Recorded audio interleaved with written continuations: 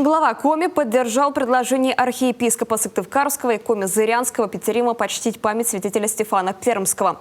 В этом году исполняется 625 лет со дня блаженной кончины епископа Русской Православной Церкви. В республике запланировано несколько мероприятий. Так, в учреждениях культуры и образования пройдут лекции и беседы, книжные выставки и чтения, викторины и экскурсии. В Коми республиканской филармонии запланирован вечер духовной музыки «Светит тихий». В юношеской библиотеке Коми мастер-класс по каллиграфии «Стефановский анбур». А в Национальном музее программа выходного дня путешествия в 1380 год. Очень благодарен, что уже письменно отозвалось правительство, что 15 мая в Республиканском государственном нашей филармонии, то есть будет проходить праздничный концерт.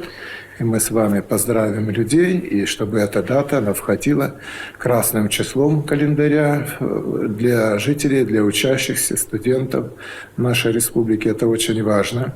И вообще воспитание подрастающего поколения, мне это нравится, что у нас взаимодействие очень четкое. Действительно, святыни нашей земли русской, и, безусловно, мы примем самое глубокое участие, самое душевное участие в мероприятиях, посвященных этим событиям.